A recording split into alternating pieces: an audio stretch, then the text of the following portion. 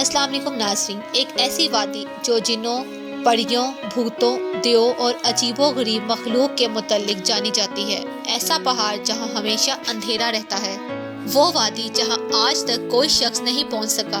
کیا یہ وادی جنوں کا دیس ہے یا کسی اور دنیا میں جانے کا کوئی اور راستہ؟ ناظرین، کوہ کاف کا نام سامنے آتے ہی کوئی گمشدہ عربی کہانیاں ذہن میں جاگ اٹھتی ہیں۔ ایسی کہانیاں جو بادشاہوں کی حسین شہزادیوں سے شروع ہو کر جنوں اور پریوں کے زیر قبضہ ہیبت ناک طلسمی جادو سے جڑی ہوتی ہیں۔ ایسی کہانیوں کا مرکز عام طور پر یہ ہوتا ہے کہ فلاں ملک کے طاقتور بادشاہ کی حسین شہزادی فلاں جن یا دیو نے اغوا کیا اور کوکاف کی کسی وادی کے تاریکی محل میں لے جا کر قید کر دیا۔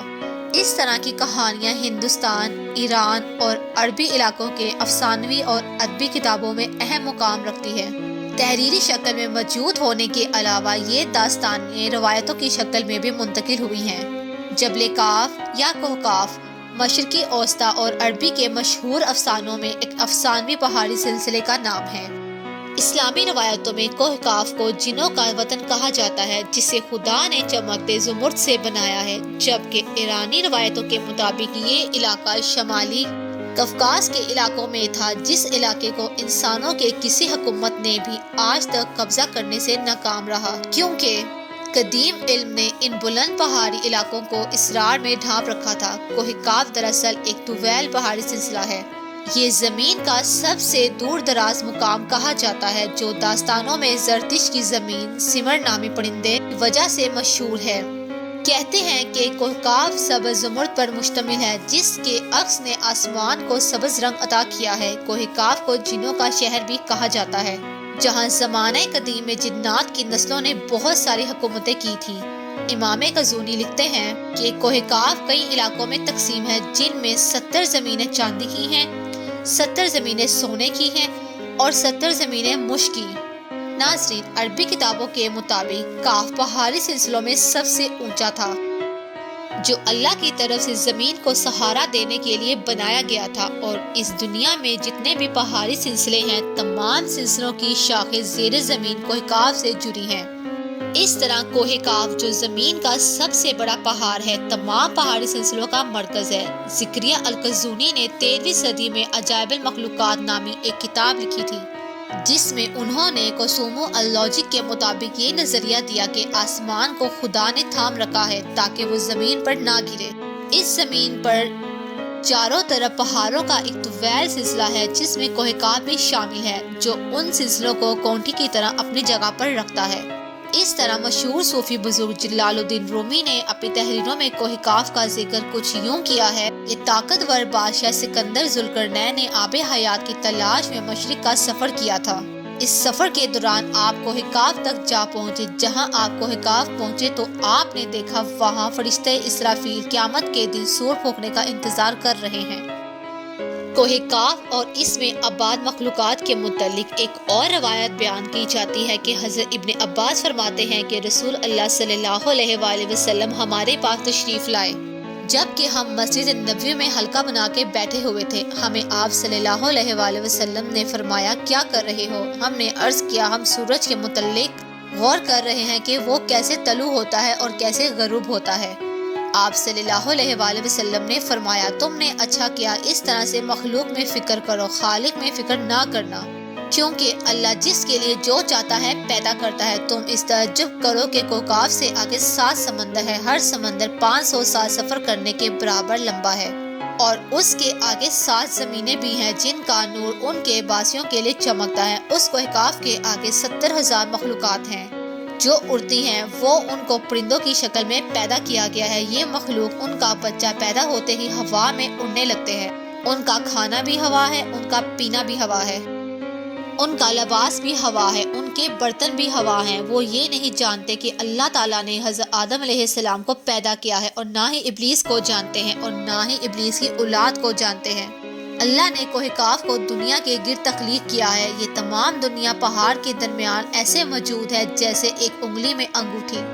کوئی بھی انسان وہاں پہنچ نہیں سکتا، کیونکہ وہاں پہنچنے تک 4 مہینے اندھیرے سے گزرنا پڑے گا۔ یہ وہ پہاڑ ہے جہاں کوئی سورج نہیں، کوئی چاند نہیں، یہاں تک کہ یہ لوگ چاند سورج کے بارے میں نہیں جانتے کہ اللہ تعالیٰ نے چاند اور سورج بھی تخلیق کیے ہیں۔ جو روشنی ان تک پہنچی ہے وہ کاف کے پہاڑوں کی روشنی ہے، اور وہاں کے لوگ جڑی بوٹیاں کھاتے ہیں، ان کے بدن پر کوئی کپڑا نہیں ہوتا۔ صحابہ کرام نے پوچھا، یا رسول اللہ، کیا وہ لوگ فرشتے ہیں؟ آپ صلی اللہ علیہ وآلہ وسلم نے ارشاد فرمایا، نہیں، وہ فرشتے نہیں ہیں، لیکن اللہ سے ان کی فرما برداری بالکل فرشتے کی طرح ہے۔ پھر آپ صلی اللہ علیہ وآلہ وسلم نے فرمایا کہ معراج کی رات ان کی ملاقات کوہ کاف کے لوگوں سے ہوئی تھی، اور وہاں کے لوگوں نے آپ صلی اللہ علیہ وآلہ وسلم کی دعوت کو قبول کیا اور وہ مسلمان ہو گئے۔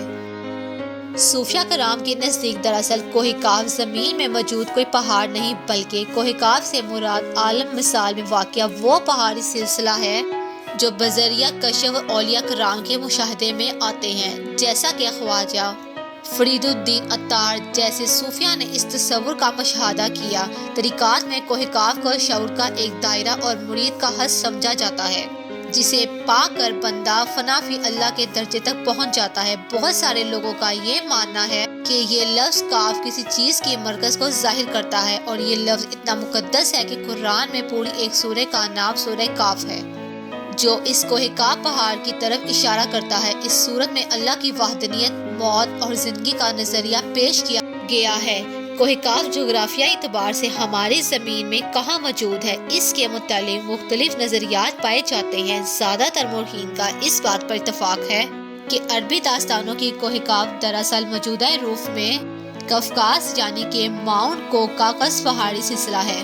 یہ علاقہ یورپی روس میں بحیرہ اسود، بحیرہ قزوین کے درمیان کا حصہ ہے، جس میں ارمینیا، آذربائیجان، داغستان، روس اور چچینیا جیسے ملک شامل ہیں۔ یہ علاقہ قدرتی حسن سے مالا مال ہے، جہاں جانوروں اور پرندوں کے بے شمار اقسام پائی جاتی ہیں۔ جھیلیں، آبشاریں، چھوٹے چھوٹے چشمے دیکھ کے ایسا معلوم ہوتا ہے کہ گویا جنت زمین پر اتر آئی ہے۔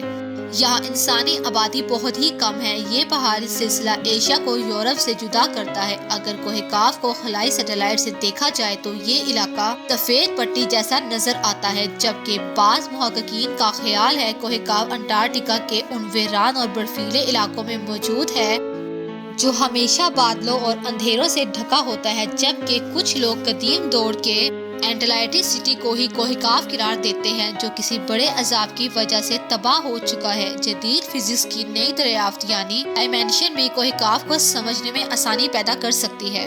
ناظرین، دراصل فزکس کی جدید تحقیق کے مطابق ہماری اس کائنات میں کل 11 ڈائمینشن وجود رکھتے ہیں، جبکہ ہم انسان 3 یا 4 ڈائمینشن میں زندگی گزار رہے ہیں۔ کیونکہ ہم ٹائم اور اسپیس کی قید میں زندگی گزارتے ہیں، ان مزید 6 ڈائمینشن میں کتنے ستارے، سیارے اور دنیا آباد ہے، اس کا علم صرف اللہ تعالیٰ کو ہی ہے۔ محققین کے مطابق ارواح کی دنیا، عالم برزخ، جنت اور جہنم بھی انہی ڈائمینشن میں موجود ہے جن میں انسان موت کے بعد داخل ہوتا ہے۔ ممکن ہے کہ کوہ کاف بھی انہی ڈائمینشن میں سے کسی ایک ڈائمینشن میں موجود ہو، جہاں نسل انسانی کا قدم رکھنا ناممکن ہے۔